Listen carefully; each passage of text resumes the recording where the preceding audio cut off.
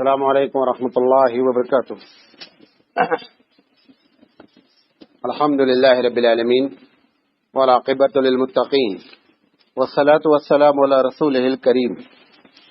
اعوذ باللہ من الشیطان الرجیم، بسم اللہ الرحمن الرحیم۔ لقد کان لکم فی رسول اللہ اسوۃ حسنہ۔ محترم حضرات، سیرت رسول اکرم صلی اللہ علیہ وسلم پر مستقل درس چل رہا ہے، اور آج اس کا جو ہے وہ 31واں درس ہے۔ ہم نے بتایا تھا کہ جو چیزیں 2 ہجری تک مکمل ہو چکی ہیں اس کے سلسلے میں ہم پہلے گفتگو کر لیں گے، اور پھر انشاءاللہ جو ہے وہ ہم 3 ہجری میں داخل ہوں گے۔ تو کل میں نے آپ کو بتایا تھا نبی کریم صلی اللہ علیہ وسلم کا طریقہ رمضان اور آپ عیدین کس طریقے سے مناتے تھے۔ اس کے بعد بات تو نہیں، اس کو ہونا چاہیے تھا پہلے، بہرحال طہارت کا مسئلہ ہے۔ طہارت کے بارے میں نبی کریم صلی اللہ علیہ وسلم نے پالیسی یہ بیان کی کہ طہارت، ایک حدیث میں بیان کیا کہ طہارت ایمان کا ایک جز ہے۔ ایک جگہ بیان فرمایا کہ طہارت نصف ایمان ہے۔ ہماری بات یہ سمجھ میں نہیں آتی ہے کہ جس نبی نے اتنی شدت سے طہارت کے بارے میں گفتگو کی ہے، اس نبی کے ماننے والے سب سے زیادہ اس مسئلے میں گندے ہیں۔ ہندوستان کی 1% 2% مساجد ایسی ہوں گی کہ آپ پیشاب وہاں کرنے جائیں اور آپ اپنی ناک آپ برداشت کر سکیں۔ 2% سے زیادہ نہیں۔ یہ اس مسجد کا ہے، یہ حال ہے۔ آپ یقین نہیں کریں گے، یورپین ممالک کے باتھ روم اتنے کلین ہوتے ہیں کہ آپ مصلی بچھا کر کے نماز پڑھ لیجئے، جبکہ ان کے یہاں کوئی کانسیپٹ طہارت کا نہیں ہے، کوئی تصور نہیں ہے۔ آپ کے یہاں اتنا بڑا کانسیپٹ دیا گیا کہ طہارت نصف ایمان ہے، اس کے باوجود معاملہ، ابھی ہی مرکز میں آپ چلے جائیے، حوض تک آپ نہیں بیٹھ سکتے، اتنی بدبو مارتی۔ 25 اسٹوری کی منزل بنانے والے انجینئر کی بات یہ سمجھ میں نہیں آتی کہ پیشاب گھر کیسا بنایا جائے۔ اچھا، اور ایسا بھی نہیں کہ کبھی کبھی مسجد میں پیشاب، وہ اتفاق ایسا ہے کہ جب آپ وضو کرنے بیٹھتے ہیں تو ایسا لگتا ہے کہ پیشاب لگا ہی ہے۔ ہر آدمی جو ہے 50 سے 60% آدمی جو نماز کے لیے وضو کرتا ہے وہ پیشاب کرنے جاتا ہے۔ ایک دوسرا، سطر کو حرام بیان کیا گیا اسلام میں۔ سطر کھولنا کسی کے سامنے حرام ہے۔ سارے پیشاب گھر پورے ہندوستان کے، صرف ہندوستان کا کلچر ہے، سارے پیشاب گھر آدھے ہیں، پیچھے کھلے رہتے ہیں، وہاں بے ستری، دیواریں ہوں گی چھوٹی، ادھر والا کھڑا ہوگا تو بے ستری، یہ سامنے جو بیٹھا اس کے لیے بے ستری۔ معلوم نہیں کون سا کانسیپٹ ہے، یعنی دونوں چیزیں اللہ کے رسول کے مزاج کے خلاف، اسلام کی شرعی پالیسی کے خلاف، اور دونوں پر کوئی کام نہیں دیتا۔ وضو کرنے کے لیے بنائیں گے، اچھا ہر وقت وضو کرنا ہے، 5 ٹائم دن بھر میں، وضو کا نل 1.5 فٹ پہ لگا دیں گے۔ آپ بتائیں 1.5 فٹ پر آدمی کیسے بیٹھے گا؟ بھئی کبھی کبھی کی بات ہو، چلو تجربہ، روز کا تجربہ پھر بھی بات صحیح نہیں ہوتی۔ معلوم نہیں کیسے انجینئر اور کیسے بنوانے والے ہوتے۔ یہ چیزیں بڑی ہی تکلیف دہ ہیں، اور یہ چیزیں کیا ہوتی ہیں کہ غیروں پر بڑے برے اثرات مرتب کرتی ہیں۔ آپ اسی ہبلی شہر میں ایک برہمن کی گلی کا معائنہ کر لیجئے اور ایک مسلمان کی گلی کا معائنہ کر لیجئے، آپ کو دونوں میں گندگی کا زمین آسمان کا فرق نظر آئے گا۔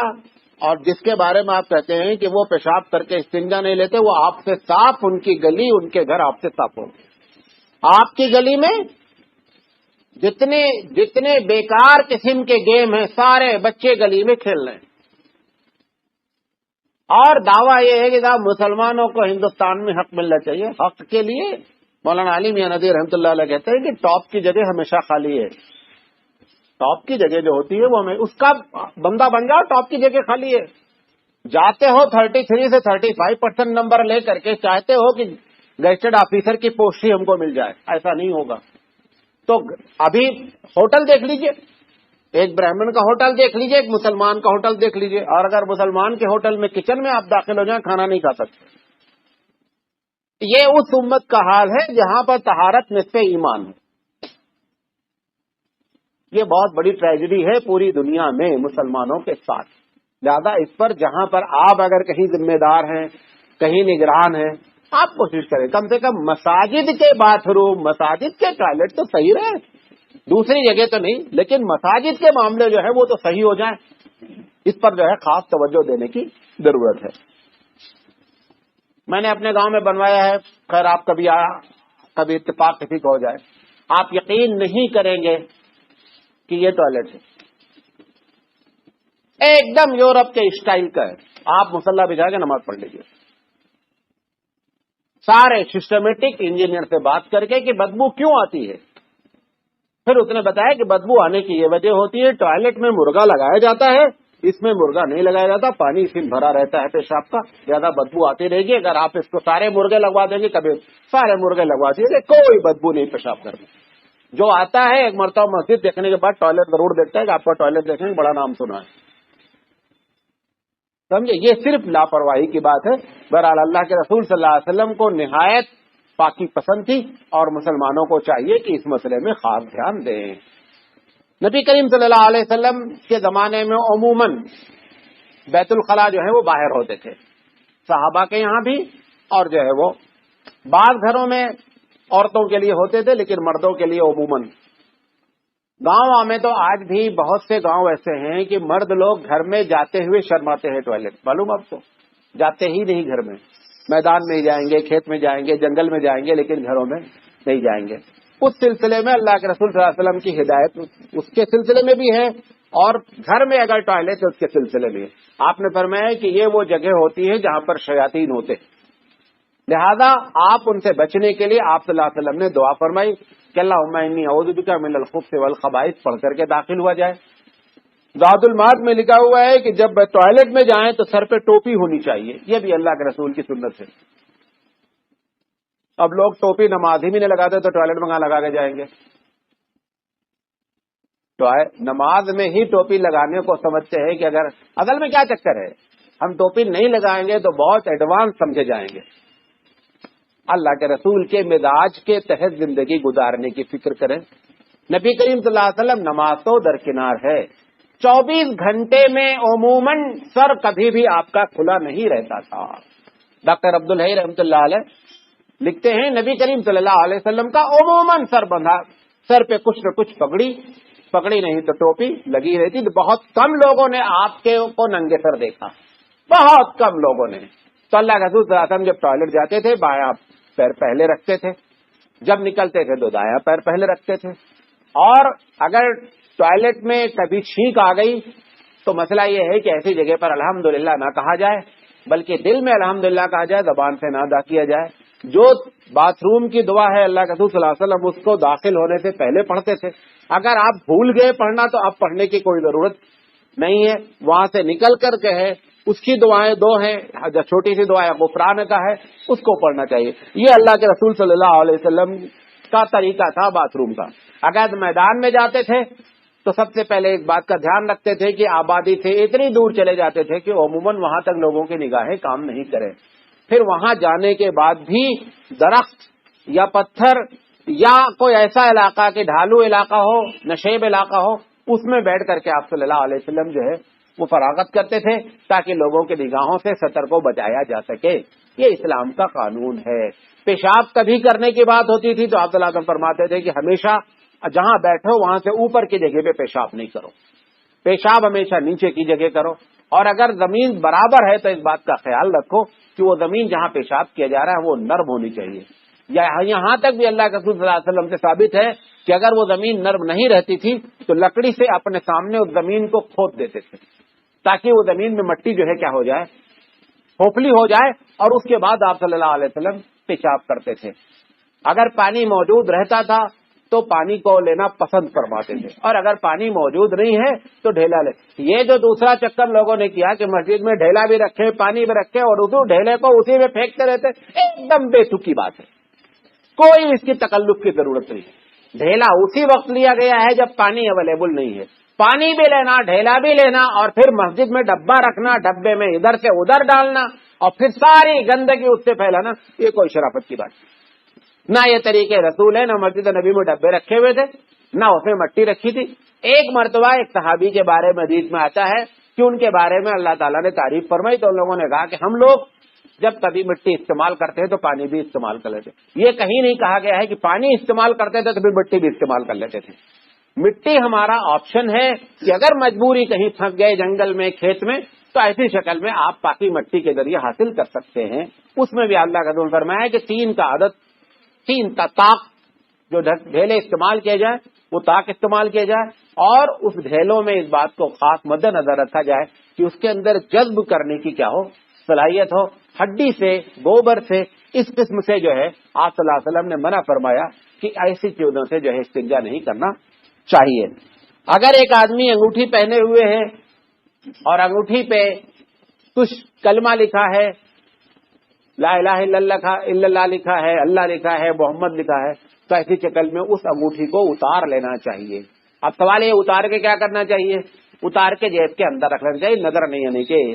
اس پر فتویٰ دیا گیا ہے کہ اگر کوئی آدمی تعویذ پہنے ہوئے ہے اور تعویذ قرآنی ہے، بقیہ تو تعویذ ڈھکوسلے ہے، جو قرآنی تعویذ ہوتی وہی تعویذ ہے، بقیہ کوئی تعویذ کی حیثیت نہیں۔ قرآنی تعویذ ہے اور وہ تعویذ موم جامہ کے اندر لپٹی ہوئی ہے، پھر اس کو اتارنے کی ضرورت نہیں ہے، آپ اس حالت میں داخل ہو سکتے ہیں۔ اللہ کے رسول صلی اللہ علیہ وسلم کے پاس انگوٹھی تھی، اس پر جو ہے لا الہ الا اللہ محمد رسول اللہ لکھا ہوا تھا۔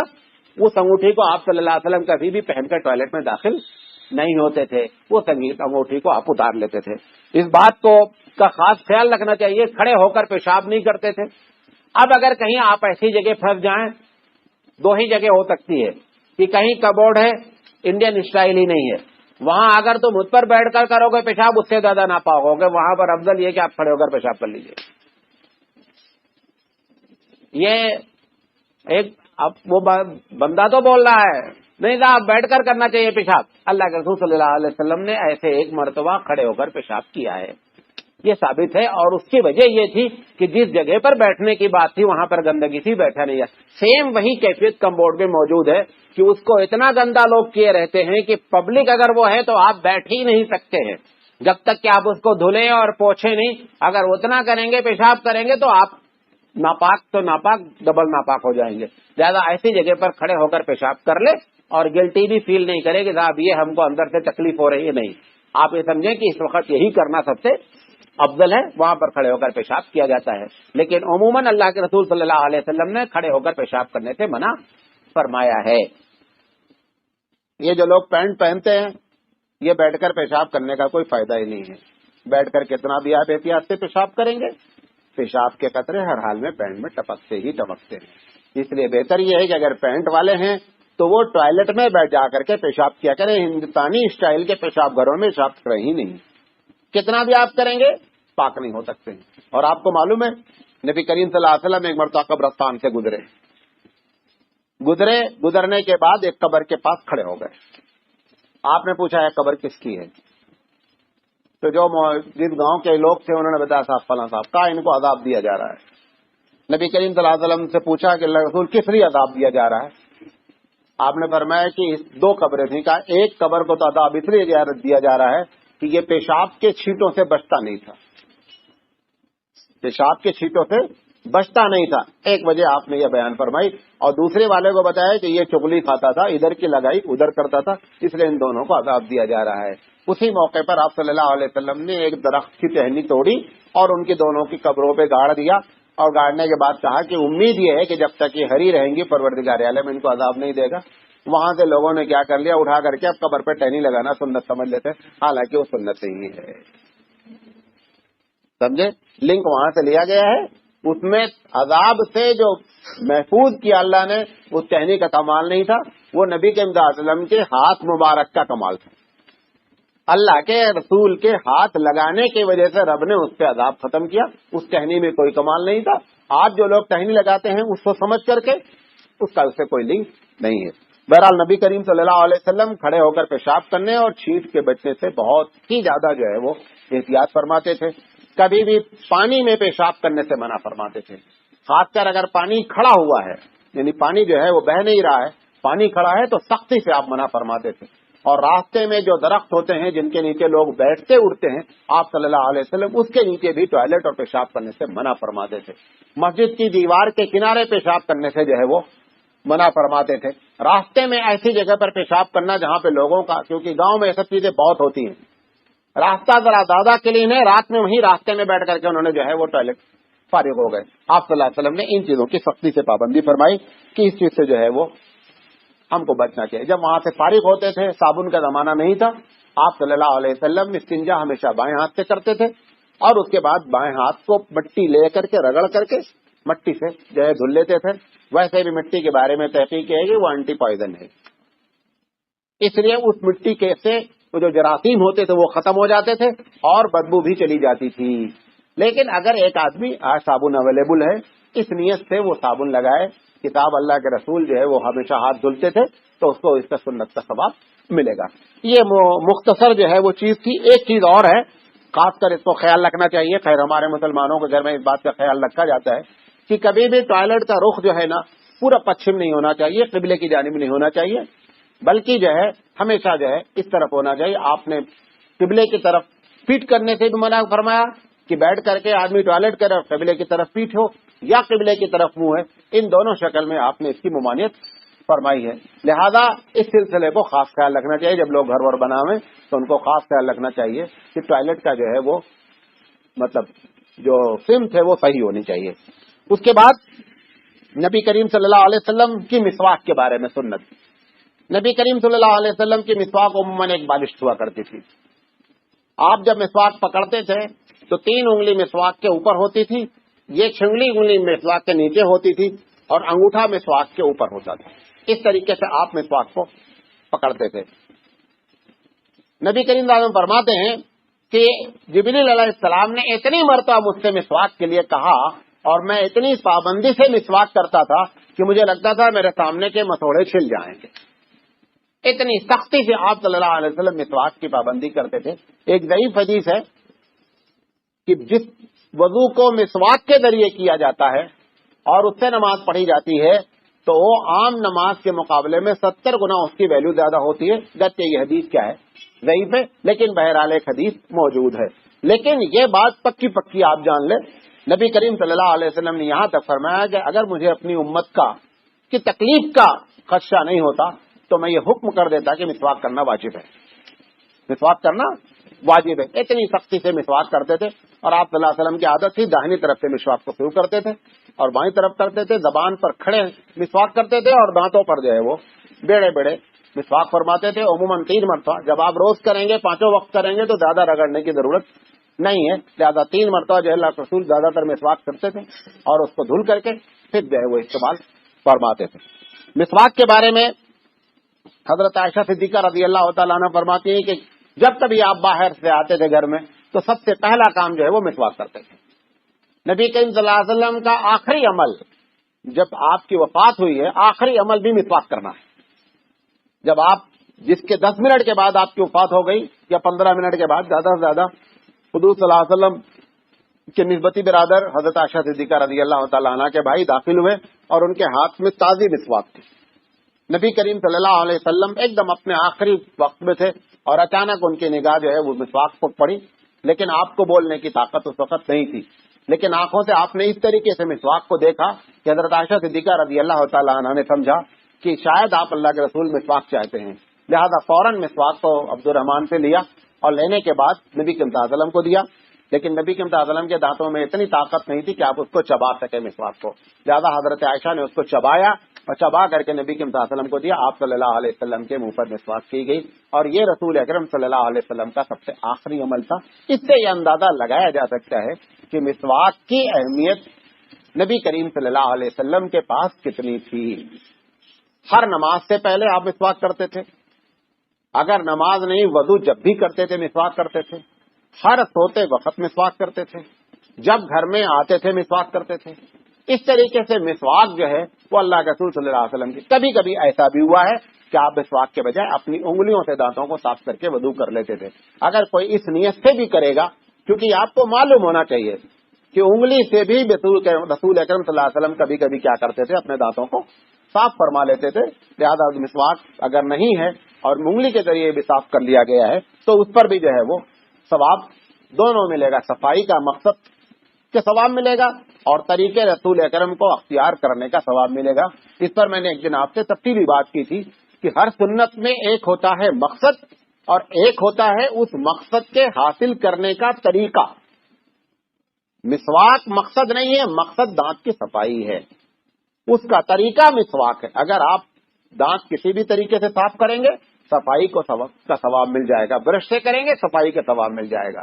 لیکن اگر مسواک کے ذریعے صفائی کریں گے تو طریقے رسول اکرم صلی اللہ علیہ وسلم کا ثواب الگ سے ملے گا اور مسواک کے مقصد کا ثواب الگ سے ملے گا. نبی کریم صلی اللہ علیہ وسلم جب قرآن کبھی پڑھنا ہوتا تھا تو آپ وضو بھی فرماتے تھے اور اس کے بعد اس وقت اسپیشل جو ہے آپ پھر مسواک کرتے تھے. نبی کے جبریل علیہ السلام، حضرت عائشہ فرماتی ہے کہ جبریل علیہ السلام جب بھی آتے تھے تو آپ صلی اللہ علیہ وسلم سے کہتے تھے کہ آپ مسواک کی پابندی کریں.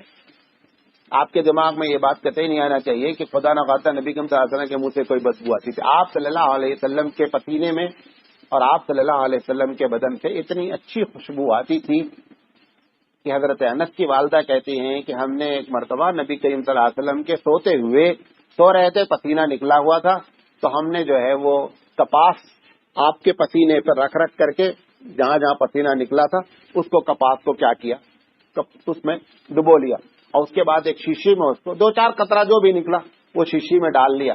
اور جب کبھی اس کو میں لگا لیتی تھی تو لوگ پوچھتے تھے کہ آج تم نے کون سا عطر لگایا ہے. تو اللہ کے رسول صلی اللہ علیہ وسلم جو ہے وہ اپنی امت کی تربیت کے لیے آپ اس طریقے سے بات کرتے تھے. اور اس کی وجہ بنیادی کیا تھی؟ بنیادی وجہ یہ تھی کہ مسلمانوں کو مسجد میں آنا ہے.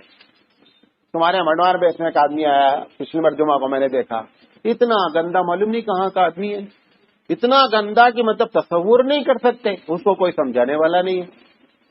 حالانکہ اللہ کے رسول صلی اللہ علیہ وسلم کہتے تھے کہ بھئی اپنی امت کو کہتے تھے کہ کم سے کم جمعہ کے دن غسل فرماؤ. تم لوگ کھیت میں کام کر کے آتے ہو اور پسینہ ہوتا ہے، یہاں فرشتے آتے ہیں مسجدوں میں، ان کو تکلیف ہوتی ہے. آپ نے اتنی سختی سے بیان فرمایا کہ بھائی لہسن اور پیاز کھا کر کے مسجد میں ہماری داخل نہ ہو، فرشتوں کو کیا ہوتی ہے، تکلیف ہوتی. تو حقیقت میں یہ امت کی تربیت مقصود تھی کہ وہ جو ہے، اب بعض لوگ کیا ہے بیڑی پی کر کے آ گئے ہیں مسجد میں، یہ بیڑی بھی ہے وہ سگریٹ، اس سے کیا کہتے ہیں لہسن اور پیاز سے زیادہ بڑا مسئلہ ہے، لیکن بیڑی پیے ہیں، بیڑی پی کر کے سگریٹ پی کر کے مسجد میں آ گئے ہیں. فرشتے کو تکلیف دینا مقصد ہے، نماز پڑھنا مقصد نہیں ہے. اور فرشتے مسجد میں ہوتے ہیں، اس پر صراحتاً دلیلیں ہمارے پاس موجود ہیں. تو حقیقت میں کیا ہے کہ اپنی ذات سے کسی کو تکلیف نہیں ہونا اور چہ جائے کہ فرشتوں کو تکلیف، یہ بہت بڑی بری بات ہے. لہذا مسواک کے سلسلے میں اللہ کے رسول صلی اللہ علیہ وسلم کی سنت یہ تھی. نبی کریم صلی اللہ علیہ وسلم غسل کے بارے میں، غسل 2 طریقے کا ہوتا ہے. ایک غسل ہوتا ہے فریش ہونے کے لیے، ایک غسل ہوتا ہے پاکی حاصل کرنے کے لیے. چاہے غسل فریش ہونے کے لیے ہو اور چاہے غسل پاکی حاصل کرنے کے لیے ہو، اگر آپ طریقے رسول اکرم کو اختیار کریں گے تو آپ کو طریقے رسول اکرم کا ثواب ملے گا.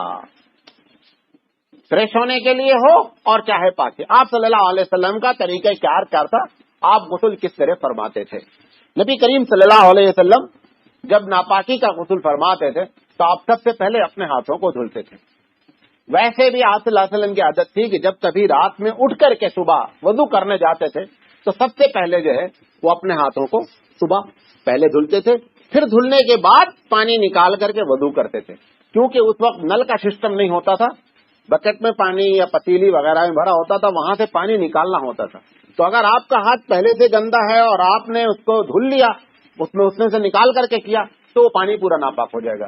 لہٰذا حضور صلی اللہ علیہ وسلم کی بہت سختی سے اس بات پر عادت تھی کہ آپ رات میں جب اٹھ کر کے جاتے تھے تو سب سے پہلے آپ کیا کرتے تھے؟ ہاتھ دھلتے تھے. اور آپ فرماتے تھے اینا باتت یدہ، تمہیں معلوم نہیں رات میں تمہارے ہاتھ نے کہاں گزارا، ناپاکی پاکی کہاں لگی ہے، لہٰذا سب سے پہلے اپنے ہاتھ کو دھلو. لہٰذا اس سنت کو زندہ کرنے کی ضرورت ہے اور سختی سے ہم لوگوں کو بھی چاہیے کہ جب صبح ہم اٹھیں تو پہلے جو ہے وہ اپنا ہاتھ دھل لیں. اب اس کے بعد وضو کریں، جو چاہے کریں، لیکن اللہ کے رسول کی سنت کے مطابق پہلے جو ہے وہ اپنے ہاتھوں کو دھلنا چاہیے. تو آپ صلی اللہ علیہ وسلم پہلے اپنے ہاتھوں کو دھلتے تھے. دھلنے کے بعد ناپاکی لگی ہوتی تھی وہاں اگر اس کو دھلتے تھے، پھر شرمگاہ کو دھلتے تھے، بائیں ہاتھ سے دھلتے تھے، دائیں ہاتھ سے پانی ڈالتے تھے. ڈالنے کے بعد پھر چونکہ پانی کی قلت تھی، لیکن اس کا یہ مطلب نہیں ہے کہ اگر آپ کے پاس پانی کی فراوانی ہے تو آپ جیسے چاہیں ویسے کریں. طریقۂ رسول اکرم کو ہمیشہ اختیار کرنے کی فکر کریں. نبی کے مطابق پانی لیتے تھے، پانی لینے کے بعد سر کے اوپر پانی ڈالتے تھے، اور پانی کو جو ہے جیسے تیل لگایا جاتا ہے اس طریقے سے لگا کر کے اور پھر بالوں میں جو ہے نا خلال کرتے تھے، تاکہ آپ فرماتے تھے کہ ہر بال کی جڑ میں جنابت ہوتی ہے، لہذا جو ناپاکی جو ہے اس کو دور کرنے کے لیے آپ کیا کرتے تھے، بالوں کی جڑوں کو پوری طرح سے بھگو لیتے تھے. جب یہ یقین ہو جاتا تھا کہ بال پورے بھیگ گئے ہیں تو داڑھی بھی کیونکہ اس کے پہلے وضو کرتے تھے اور داڑھی کو بھی کیا کرتے تھے، نیچے سے ہاتھ ڈال کر کے اس طریقے سے خلال کرتے تھے تاکہ سارے بال کی جڑیں کیا ہو جائیں، بھیگ جائیں. عورتوں کے بارے میں یہ مسئلہ یہ ہے کہ اگر عورت ناپاک ہوئی ہے اور اگر اس نے چوٹی کر رکھا ہے ناپاکی کی حالت میں تو چوٹی کھولنے کی ضرورت نہیں ہے، کھول کر کے غسل کرے، اچھی بات ہے. لیکن بغیر کھولے اگر وہ غسل کرنا چاہتی ہے تو اگر وہ بالوں کے جو بال لٹک رہے ہیں ان کا دھلنا ضروری نہیں ہوتا ہے، بلکہ بالوں کی جڑوں کا بھیگنا ضروری ہوتا ہے. بھیگنے کے ساتھ ساتھ یہ بات بھی یاد رکھیں تقاطر شرط ہے. تقاطر شرط کا مطلب یہ ہے کہ پانی کا ٹپکنا شرط ہے. آپ بات لوگ دیکھیں وضو کرتے ہیں بعض لوگ منہ دھلتے ہیں، پانی ایسے لیا انہوں نے پھینک دیا، اب اس کے بعد پھر پانی لیا پھر پھینک دیا. یہ پانی لے کر کے جب آپ پھینک رہے ہیں تو دھل نہیں رہے ہیں، آپ منہ پر مسا کر رہے ہیں. قرآن مجید نے کہا ہے فاغسلوا وجوہکم کہ چہروں کو دھلو، اس نے یہ نہیں کہا ہے کہ چہرے کا مسا کرو. وامسحوا برؤوسکم کہا ہے کہ اپنے سروں کا مسا کرو. لہذا وضو میں بھی تقاطر شرط ہے اور غسل میں بھی تقاطر شرط ہے. مثال کے طور پر ایک آدمی اسپنج میں بھگو دیا، پانی بھگو دیا اور اس کے بعد لے کر کے اسپنج پورے بدن پہ ایسے پھیر لیا، پورا بدن بھیگ گیا. پورا بدن کیا ہو گیا، بھیگ گیا. اب سمجھ رہا ہمارا غسل ہو گیا. نہیں، غسل نہیں ہوتا. غسل کے لیے تقاطر شرط ہے، قطرے کا ٹپکنا شرط ہے کہ پورے بدن سے. تو آپ صلی اللہ علیہ وسلم سروں کو جب بھگو لیتے تھے تو پھر داہنی جانب سے آپ پانی ڈالتے تھے ایک مرتبہ، پھر بائیں جانب ڈالتے تھے، پھر کبھی کبھی پورے بدن پہ چاروں طرف سے پانی ڈالتے تھے. اور ڈالنے کے بعد چونکہ زمین کچی ہوتی تھی تو جہاں پہ کھڑے ہو کر کے جو ہے وہ غسل کرتے تھے وہاں پہ پیر نہیں دھلتے تھے. پھر جب ایک دم فارغ ہو جاتے تھے تو 1-2 فٹ چھوڑ دیتے تھے جگہ اور آ کر کے پھر اپنے پیروں کو دھلتے تھے. اگر کسی کے باتھ روم میں، کیونکہ باتھ روم جو ہے نا وہ اگر پانی کا سلوپ صحیح نہیں ہے تو باتھ روم میں پانی پھنس رہا ہے، اس طریقے سے آپ کی بھی وہی کیفیت ہو گئی کچی زمین کی. لہذا اگر پانی پھنس رہا ہے اور وہاں پر غسل کیا جا رہا ہے تو پھر ایسی شکل میں جب وہاں سے فارغ ہو جائیں تو گھٹنے سے لے کر کے نیچے تک پھر پانی ایسی جگہ پر پیر آ کر کے دھلیں کہ جہاں پر جو ہے پانی پھنسا ہوا نہیں ہے. یہ رسول اکرم صلی اللہ علیہ وسلم کی عادت تھی. فارغ ہونے کے بعد عموماً آپ تولیہ استعمال نہیں کرتے تھے. ایک مرتبہ آپ کو تولیہ دی گئی تو آپ صلی اللہ علیہ وسلم نے کہا نہیں، میں اپنے ہاتھوں سے پانی کو کیا کرتے تھے، جھٹک لیتے تھے. ہاتھوں سے یوں ہی پھر پورے بدن کو ایسے لے کر کے پانی کو کیا کرتے تھے، جھٹک لیتے تھے. اس کی وجہ تھی، اس کی وجہ بھی ہو سکتی ہے، اللہ کے رسول نے تو نہیں بتایا. جہاں جن علاقوں میں گرمی ہوتی ہے وہاں پہ لوگ چاہتے ہیں کہ پانی بدن پہ دیر تک ٹھہرا رہے، تو یہ گرم علاقہ تھا. لیکن سنت رسول زیادہ تر یہی ہے کہ آپ نے تولیہ استعمال نہیں کیا. لیکن بعض حدیثوں سے یہ بات بھی صراحتاً ثابت ہے کہ آپ نے تولیہ استعمال بھی کیا. لہٰذا ایسا لگتا ہے کہ کبھی استعمال کیا اور کبھی استعمال نہیں کیا. ایسا لگتا ہے جب استعمال کیا تو سردی کا زمانہ ہوگا اور جب نہیں استعمال کیا تو گرمی کا زمانہ رہا ہوگا. نبی کریم صلی اللہ علیہ وسلم غسل جب کرتے تھے پانی کا کم سے کم استعمال کرتے تھے. آج ہماری بعض عورتیں ہیں غسل خانے میں گھس گئی گھنٹہ بھر. اس پر سختی سے پابندی کرنی چاہیے، بتانا چاہیے. یہ اللہ کے رسول صلی اللہ علیہ وسلم کی سنت کے مطابق. ایک مرتبہ ایک صحابی وضو کر رہے تھے، حضور نے فرمایا کہ بھائی وضو جو ہے پانی کم خرچہ کرو. تو حضور نے یہاں تک فرمایا کہ اگر ندی کے کنارے بھی بیٹھے ہو تو بھی پانی کا اسراف جائز نہیں ہے. اس وقت بھی اتنا ہی پانی وضو کے لیے استعمال کرو جتنا کی ضرورت ہے، بھلے سامنے آپ کی ندی بہ رہی ہے. یہ ہماری تربیت رسول اکرم صلی اللہ علیہ وسلم نے فرمائی. ایک بیماری بڑی عام ہے، جہاں پیشاب کرتے، جہاں غسل کرتے ہیں وہاں پیشاب کرتے ہیں. نبی کریم صلی اللہ علیہ وسلم نے سختی سے منع فرمایا. اب اس کی 2 کیفیت ہو سکتی ہے. اس وقت تو کیا ہوتا تھا، آج تو اٹیچ باتھ روم ہے، باتھ روم ایک کونے میں ہے، ٹوائلٹ ایک طرح ہے، یا اتنا بڑا ہے ایک کونے میں. یہ مطلب نہیں ہے. وہاں پر آپ پیشاب کر سکتے ہیں، جس کی خاص جگہ پیشاب کرنے کی، پیخانے کرنے کی بنی ہوئی ہے، اس سے مطلب نہیں. جس نہانے کے پانی جہاں جا رہا ہے وہیں پر بیٹھ کر کے پیشاب کر رہے ہیں اور اسی کے ذریعے پانی جا رہا ہے. بات سمجھے میری؟ نہانے کا پانی جس پائپ سے جا رہا ہے اسی میں بیٹھ کر کے کیا کر رہے ہیں، پیشاب کر رہے ہیں. کاہلی کی وجہ سے، لیزینس کی وجہ سے اٹھ کر کے وہاں نہیں جا رہے ہیں، وہیں پیشاب کر رہے ہیں. آپ نے فرمایا ایسا کرنے والوں کو وسوسے کی بیماری ہوتی ہے. کیوں؟ اب وہ کر لیا آپ نے، اب پتا چلا کہ پیشاب آپ کو شک ہو گیا کہ یار 2-4 قطرے ادھر ادھر چلے گئے ہیں. اب آپ نے نہایا، وہ پانی اور پھیلا. اب آپ کو پورے نہانے میں وہ شک شبہ کہ معلوم نہیں ہم پاک ہوئے کہ نہیں ہوئے، پاک ہوئے کہ نہیں ہوئے. وہاں سے آپ صلی اللہ علیہ وسلم نے فرمایا کہ ایسا کرنے والوں کو شک کی بیماری ہوتی ہے. اسی لیے جن لوگوں کو یہ بیماری ہو، پیشاب کی محسوس ہوتا ہے کہ صاحب قطرہ ٹپک گیا، بعض لوگوں کو ہوتا نا، یہ کہتے ہیں صاحب ہم کو لگتا ہے کہ حالانکہ قطرہ ٹپکتا محسوس ہوتا ہے، بہت کم لوگوں کو ٹپکتا ہے. اس کا بھی آپ صلی اللہ علیہ وسلم نے ایک حل فرمایا. آپ فرمایا جب وضو کر لیا کرو، وضو کرنے کے بعد جیسے آپ بیٹھ کر کے وضو کر رہے ہیں، جب وضو سے فارغ ہو جائیں تو پانی تھوڑا سا ہاتھ میں لے لیں، لے کر کے پھینک دیں، اور اس کے پانی کو کیا کریں، اپنے آگے کی طرف ایسے چھینٹا مار لیں. کیونکہ آپ کو خطرہ کس چیز کا ہے؟ پیشاب قطرے کا. اگر آپ ایسے پانی مار لیں گے تو اب آپ کو یہ محسوس ہونے لگے گا، اگر بھیگا بھی لگا کہ صاحب یہ بھیگا وہ ہے جو میں نے پانی مارا ہے. تو یہ سائیکالوجیکل کیا کیا گیا ہے، اللہ کے رسول کی طرف سے علاج فرما دیا گیا. لہذا اگر کسی کو اس قسم کی بیماری ہو، نہیں بھی ہو تو بھی سنت سمجھ کر اگر کوئی آدمی ہاتھ پر یا کہیں بیٹھ کر وضو کر رہا ہے تو آگے کا کپڑا تھوڑا سا اٹھا کر کے ہلکا سا پانی، اس کا مطلب بھگونا نہیں ہے کہ بھگو لو، ہلکا سا پانی کا چھینٹا مارنے کی بات کہی جا رہی ہے تاکہ نفسیاتی طور پر جو ہے وہ ہم اس مرض میں مبتلا نہیں ہوں. نبی کریم صلی اللہ علیہ وسلم جمعہ کے دن خاص کر غسل فرماتے تھے، عیدین میں غسل کرتے تھے. اور ایک روایت میں آتا ہے کہ اگر میت کو کوئی آدمی غسل دے تو بھی جو ہے غسل کرنا سنت ہے. بعض لوگوں نے مستحب لکھا ہے، ضروری کسی کے نزدیک نہیں ہے. اگر کسی، لیکن ہمارے یہاں سمجھا جاتا ہے کہ میت کو اگر آپ نے غسل دے دیا تو آپ ناپاک ہو گئے، لہذا اب آپ کو غسل کرنا واجب ہے. ایسی بات نہیں ہے، بلکہ غسل کرنا مستحب ہے. اگر آپ کر لیں سنت ہے، ضروری نہیں ہے. نبی کریم صلی اللہ علیہ وسلم کے وضو کا کیا طریقہ ہے؟ نبی کریم صلی اللہ علیہ وسلم کے وضو کے لیے مختلف حدیثیں آئی ہوئی ہیں. ایک طریقہ آپ جانتے ہیں جس میں تین چیزوں سب کو دھونا ہے. میں شروع سے بتا دیتا ہوں. کبھی اگر آپ کو ایمرجنسی آ جائے، جلدی ہو، تو ایسا بھی ہو سکتا ہے کہ آپ ایک مرتبہ کو لکھ کر لیں، ایک مرتبہ ناک میں پانی ڈال لیں. اللہ کے رسول صلی اللہ علیہ وسلم کبھی کبھی ایسا بھی کیے ہیں. لیکن عموماً آپ نے کیا فرمایا ہے؟ ہر اعضاء کو آپ نے 3 مرتبہ دھلا ہے سوائے سر کے مسا کو. ٹھیک ہے؟ خلال انگلیوں میں ضرور کرتے تھے آپ صلی اللہ علیہ وسلم. اگر انگوٹھی ہوتی تھی تو انگوٹھی کو گھما لیتے تھے. جیسے بعض لوگ گھڑی پہنے رہتے، گھڑی ٹائٹ ہوتی ہے تو گھڑی کو آگے پیچھے کر لینا چاہیے یا گھڑی کو گھما لینا چاہیے، اور تاکہ جو ہے پانی جو ہے. نبی کریم صلی اللہ علیہ وسلم کی عادت تھی کہ آپ قبلہ رخ ہو کر کے وضو فرماتے تھے. لیکن اب اس وقت ہر جگہ یہ نہیں ہوتا ہے، کہیں کہیں ہو سکتا ہے. اگر آپ کہیں ایسے میدان میں کر رہے ہیں یا اپنی جگہ اپنی چوائس ہے تو آپ ایسا کر سکتے ہیں. نبی کریم صلی اللہ علیہ وسلم بسم اللہ کرتے تھے سب سے پہلے وضو کرنے سے پہلے. اس کے بعد بیچ میں جو بہت لوگ دعائیں پڑھتے ہیں وہ اکثر و بیشتر ضعیف حدیث ہیں، صحیح حدیث سے ثابت نہیں ہے. بیچ کی دعا ایک آدھ دعائیں جو ہیں وہ بیچ کی صحیح حدیث سے ثابت ہیں. لیکن بہرحال چونکہ فضائل میں ضعیف حدیث قابل اعتبار ہوتی ہے، یہ بات یاد رکھیں. یہ اصول ہے کہ فضیلت میں ضعیف حدیث پر عمل کوئی کرتا ہے جب تک کہ اس کے مقابلے میں صحیح حدیث موجود نہیں ہو تو اس میں کوئی پرابلم نہیں ہے. لیکن ضعیف حدیث کے مقابلے میں صحیح حدیث موجود ہے تو پھر ایسی شکل میں صحیح حدیث پر عمل کرنا کیا ہے؟ لازم ہے. ضعیف حدیث کو ہم چھوڑ دیں گے. آپ صلی اللہ علیہ وسلم خاص کر کیا چیزیں تو آپ جانتے ہیں. سر کے مسح کے سلسلے میں امام حنیفہ رحمۃ اللہ علیہ کا یہ کہیں فتویٰ نہیں ہے کہ سر کا مسح پورا نہ کرو. امام حنیفہ رحمۃ اللہ علیہ کا فتویٰ یہ ہے کہ اگر چوتھائی سر کا مسح آپ نے کر لیا تو مسح ہو جاتا ہے. یہ کہیں فتویٰ نہیں دیا گیا ہے کہ آپ پورے سر کا. اب ہماری عادت پڑ گئی ہے، ہم کرتے ہیں سر کا مسح چوتھائی کرتے.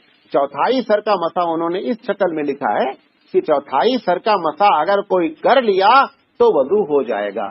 سنت کیا ہے؟ سنت پورے سر کا مسح ہے. بعض لوگوں نے اس کی ترکیب لکھی ہے، کرکے میں نے بہت تلاش کیا کہ وہ ترکیب حدیث میں ملے، لیکن وہ فقہ کی کتابوں میں موجود ہے لیکن حدیث میں موجود نہیں ہے. وہ یہ ہے کہ پورے پانی کو جو ہے پانی لے کر کے پانی کا پھینک دیا جائے. پھینکنے کے بعد یہ 3 انگلی ملا کر کے یہ دونوں انگلی الگ کر لی جائے اور ان 3 انگلی کے اس حصے سے، سامنے کے حصے سے جہاں سے انگلیاں فولڈ ہوتی ہیں، سامنے لے کر جایا جائے اور یہ ہتھیلی کے حصے سے واپس آیا جائے. اس کے بعد اس انگلی کا بھی استعمال نہیں ہوا ہے، اس کو اندر کر لیا جائے اور اس کو جو ہے وہ باہر کر لیا جائے. بعض حدیثوں میں وہ بھی حدیث ضعیف ہے جس میں گردن کے سر کا مسح ہے، بعض لوگ کیا کرتے ہیں، گردن کا سر کا مسا کرتے ہیں اور پھر ایسے کرتے ہیں گلے تک لے کر آتے ہیں. گلے کا قطعی مسا کسی کے نزدیک نہیں ہے، اور بلکہ بعض لوگوں نے اس کو منع قرار دیا ہے. لہذا گردن کے سر کا مسا بھی ضعیف حدیث سے ثابت ہے، لیکن اگر بعض لوگ کرتے ہیں تو کر سکتے ہیں، لیکن گلے کا مسا کسی کے نزدیک نہیں ہے. لہذا اس طریقے سے مسا کرنے کی کوشش کرنی چاہیے. چوتھائی سر کے مسے سے مسا ہو جاتا ہے سب کے نزدیک. امام شافعی رحمۃ اللہ علیہ کے نزدیک سر کو چھو لینے سے مسا ہو جاتا ہے. لہذا اگر شافعی کو آپ دیکھیں گے پانی اٹھائے گا، ایسے 3 مرتبہ چھو لے گا، اور وہ کیونکہ ان کے نزدیک کیا ہے، سر کا کوئی حصہ بھی اگر ٹچ ہو گیا تو مسا مان لیا جائے گا. اللہ تعالیٰ نے وہاں پر جو کہا ہے کہ فَامْسَحُوا بِرُؤُوسِكُمْ، کہ لوگوں اپنے سروں کا مسا کرو، وہاں پر اللہ تعالیٰ نے یہ نہیں کہا ہے کہ پورے سر کا مسا کرو. لہذا اس سے انہوں نے نقطہ نکالا کہ اللہ نے سر کی بات کہی ہے. ابھی ہم کسی کے سر پہ مارے، اگر آپ پوچھے کہاں مارا تو بولتا سر پہ مارا، حالانکہ میں نے سر کے چھوٹے سے حصے پہ مارا، پورے سر پہ تو نہیں مارا. سر تو اتنا بڑا تھا، اتنی جگہ پہ مارا، اس کے باوجود سر کا لفظ استعمال ہوا. ایسے ان کا کہنا یہ ہے کہ سر کا لفظ استعمال ہوا ہے، لیکن پورے سر کا مسا جو ہے وہ ضروری نہیں ہے. لیکن سنت کیا ہے، نبی کریم صلی اللہ علیہ وسلم سے چوتھائی سر کا مسا 1 مرتبہ یا 2 مرتبہ ثابت ہے. جب آپ امامہ کے لگائے رہتے تھے تو آپ کی عادت یہ تھی کہ آپ جب امامہ لگائے وضو کرتے تھے پانی لے کر پھینک دیتے تھے. اس کے بعد جب امامہ اٹھاتے تو پورا امامہ اتارتے نہیں تھے، بلکہ کیا کرتے تھے، امامہ کو اٹھاتے تھے اتنا، اور اٹھانے کے بعد اس کو واپس لے لیتے تھے. اسی سے ابو حنیفہ رحمۃ اللہ علیہ نے کہا کہ آپ چوتھائی سر تک امامہ لے جاتے تھے، پتہ چلا چوتھائی سر کا مسا کیا ہے، واجب ہے، پورے سر کا مسا جو ہے وہ سنت ہے. لہذا کوشش کرنا چاہیے، کیونکہ ہمارے پاس امامے کا مسئلہ نہیں ہے، امامہ ہم پہنتے ہی نہیں ہیں. جو پہنتے ہیں ان کے لیے گنجائش بھی ہے، لیکن وہ جو پہنتے ہیں وہ اتنی آسانی سے ہٹا نہیں سکتے. وہ جب تک پورا نہیں کھولیں گے تب تک کھلے گا نہیں معاملہ، سمجھے نہیں. وہ امامہ دوسرے اسٹائل کا ہوتا تھا. آج لوگ امامہ جو باندھ رہے ہیں ٹھیک ہے، سنت سمجھ کے باندھ رہے ہیں. امامہ کم سے کم 7 گز کا ہونا چاہیے، آگے آ رہا ہے. امامہ کتنے گز کا ہونا چاہیے؟ 7 گز کا امامہ صرف پٹھان باندھتا ہے.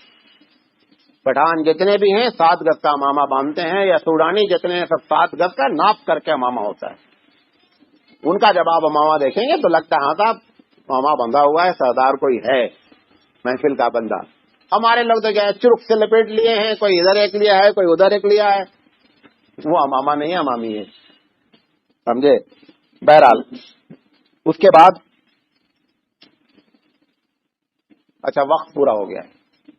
ہم نے آپ کو طہارت کا مسئلہ بیان کر دیا، مسواک کا بیان کر دیا، غسل کا بیان کر دیا، اور وضو کا بیان کر دیا. 4 مسئلے بیان کیے. کل انشاءاللہ زندگی رہی تو ہم لباس پر گفتگو کریں گے کہ آپ صلی اللہ علیہ وسلم لباس کس طریقہ پہنتے تھے. عورتوں کے لیے بھی ہم بات کریں گے کہ آپ اپنے عورتوں کو بھی بتا سکیں کہ لباس کا طریقہ کیا ہے، اور مردوں کے لباس کے بارے میں بات کریں گے انشاءاللہ زندگی رہی تو. بقیہ جو ہے وہ کل. واخر دعوانا الحمدللہ رب العالمین. سبحان اللہ و بحمدہ، سبحانک اللہم و بحمدک، اشہد ان لا الہ الا انت، استغفرک و اتوب الیک.